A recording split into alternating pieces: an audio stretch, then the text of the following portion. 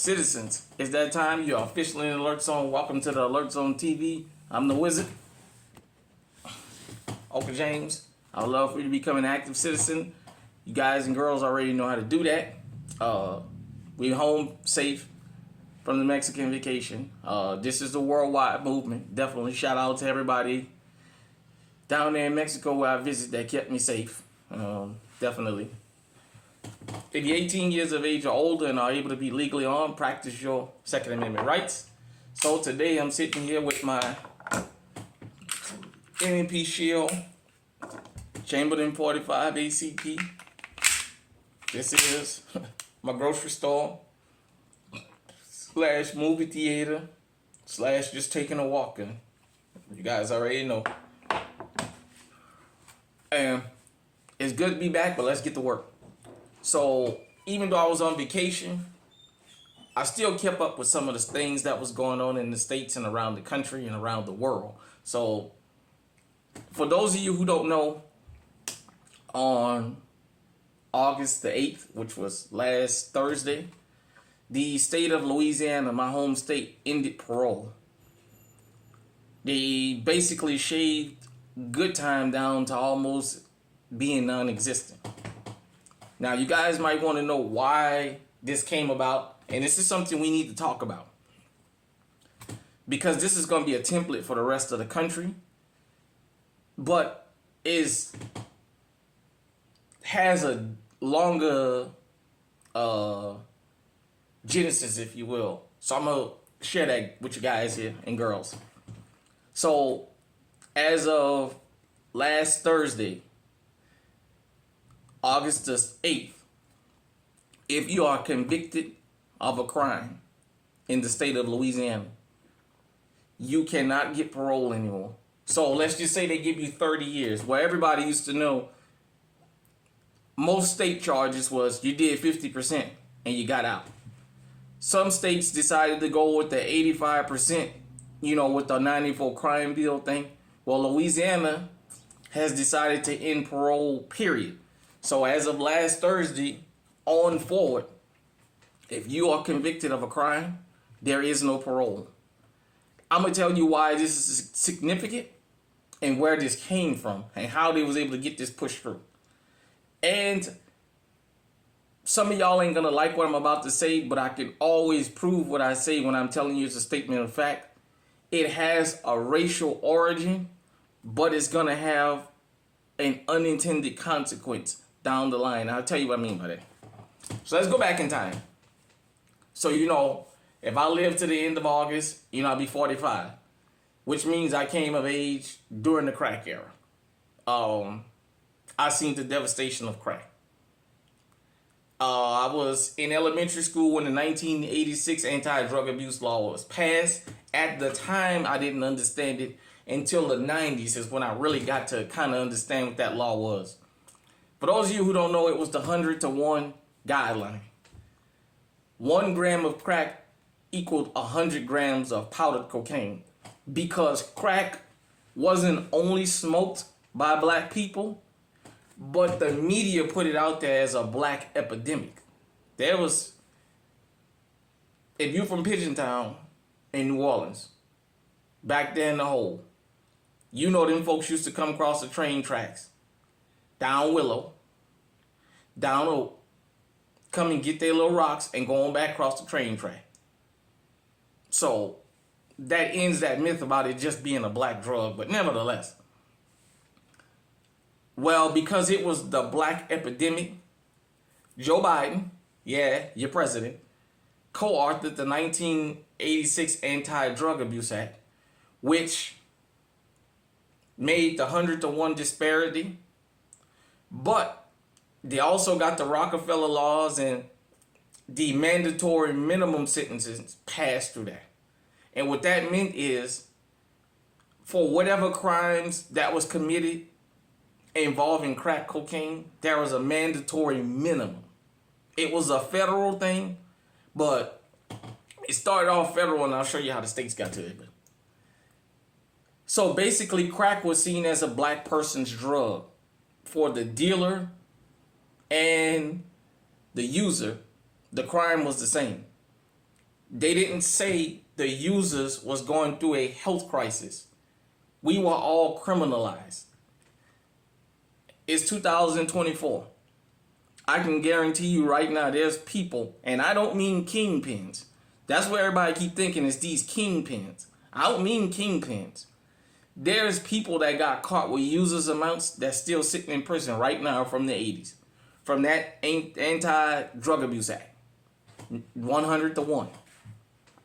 So, the mandatory minimums came. So, think about this. A gram of crack equals 100 grams of powdered cocaine. I know I shouldn't do this, but I'm going to go ahead and do it.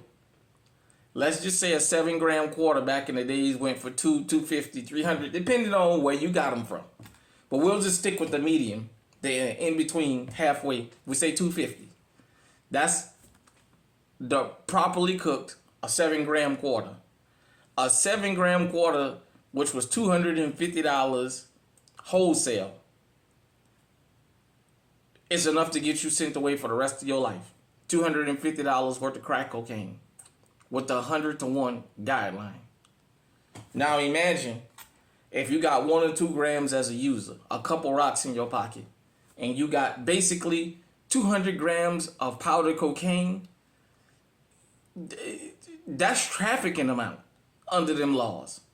So you got people that hadn't took bath in 3-4 days that were stone junkies that got basically life sentences because of the 100 to 1 disparity.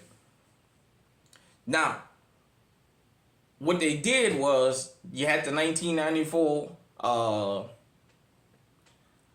crime bill, which was Biden's law at first, and then they changed it to the crime bill because he tried to run from it, even though he's never apologized for it.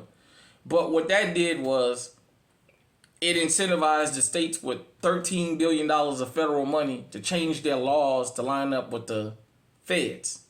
Now, for those of you who don't know, Louisiana has always had pretty much some of the harshest sentencing laws in the country. My home state of Louisiana, outside of New Orleans, Baton Rouge, and maybe Shreveport, the rest of the state looks like a swamp and still old plantations. It has not moved into the 21st century. It just hasn't. And the laws reflect that. I'm not going to go into a long diatribe about that, but so now you're going to hear the argument that, well, all these people locked up on the state level, but the feds incentivized them.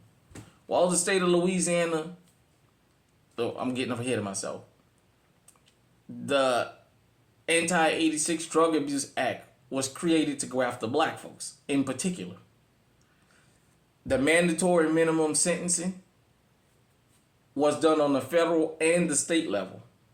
The 94 crime bill was done on the federal and the state level. It was meant to target black folks because the facts, the numbers bear that out, that there was a mass incarceration. The unintended consequence was how many white men in the state of Louisiana sitting in prison right now. There's been judges that have been on the record telling first-time white drug offenders, I want to give you less time, but because of the mandatory minimum sentence, I don't have a choice. Because if I give you less time, everybody else that I gave more time to can come and appeal now because they got caught doing the exact same thing. I watched this thing about Angola, and there was a inmate by the name of Sidney DeLoach Jr., I think, or Sidney DeLoach, and he talked about how when he got to Angola, I think in 79 or 80, there basically was hardly any white prisoners, and now white prisoners are all over. That's those mandatory minimum sentencing guidelines, because the myth was that crack was just a black drug. Well, as I just told you guys, if you know, you know. Back in the days, them folks came in the hood and bought their stuff and they left. Well, another unintended consequence about the 94 crime bill that a lot of people don't understand is it gave law enforcement the hand to go ahead on and start framing people. I'm always gonna shout out the Gun Freak Nation, and my brother Eyes and Ears Tactical, man. The Crash Unit, the Rampart Division, the Jump Out Boys. We can go down the line. Fort Apache, all across the country. That gave law enforcement what they needed with this three strikes thing. And because people were not grandfathered, if you already had 2 strikes or 2 felonies, as they say, when the 94 crime bill was passed, you didn't get grandfathered. So it didn't start after that. You was already, the part about it a lot of people don't discuss is how law enforcement had the reins to basically set people up who already had 2 strikes.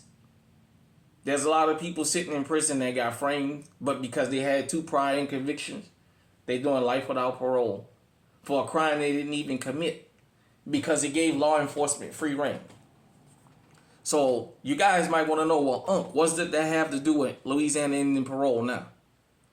Well, black males are the face of carjacking in the country. They're not the only ones who do it, but the media, because they control everything, and because another channel here on YouTube, GunTuber, said America has a Chicago problem. Well, you know what his thumbnail, all you gotta do is see his thumbnail and it tells you basically what he's saying. They use carjacking to get this in the parole passed. Now, carjacking is a heinous crime. I'm not gonna even say that it's not. It's the intent of this law that is gonna turn around and bite a lot of people in the behind. Because you always gotta think about this. Every person that commits crimes or commits a crime is not a bad person. Some people commit impulse crimes. I knew people that had money and would steal. You know what I'm saying?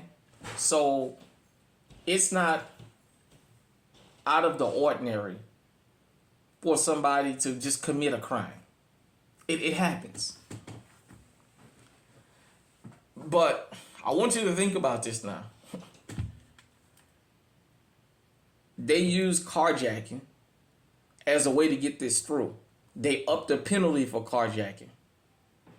Here's the problem. You're going to have a lot of people that got an accessory charge, that got a low-level offense, that's going to be sitting in prison.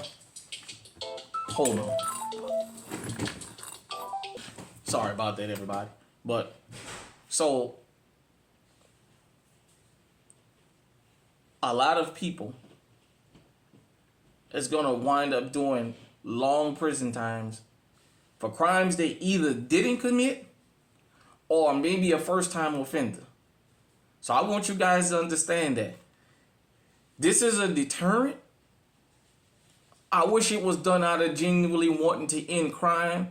But if you know anything about the governor of Louisiana, Jeff Landry, well, the less said about him, the better. You guys can go look it up. He's one of those Republicans, and he's one of those hypocrites. He'll tell you he's against immigration, all the while he had a state contract where he had nothing but illegals working for him.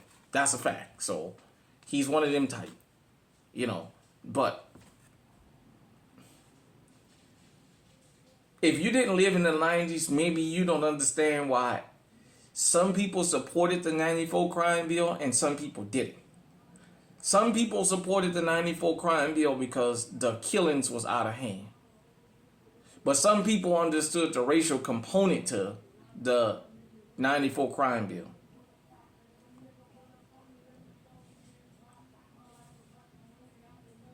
I feel the same way. Hold on. Sorry again about that, everybody. But, so, yes, while we see carjacking has gotten out of control, and especially a couple years ago, you had the lady getting off from work, the elderly lady, that was carjacked by that young man and those little girls, and basically they killed the woman. It's going to have an unintended consequence, but I'm going to say this. This is going to spread across the country. It's starting in Louisiana. It is going to spread across the country. If you know anybody that's into all that, especially in my home state of Louisiana, you better tell them, just give it up, man. So I just wanted to let everybody know that I saw that, and they used carjacking to get this through. And yes, we're against crime here, but we are against taking the right approach. We're not against a racially coded solution, because you may support it now, but I'm telling you, there's a lot of people that supported the 94 crime bill until that shit knocked on their front door. And they sitting back there, they got kids that just got sucked into something that's doing life without parole, and there's nothing they can do about it. Hit me in the comment section, let me know what you think. Until next time, stay safe, stay on high alert.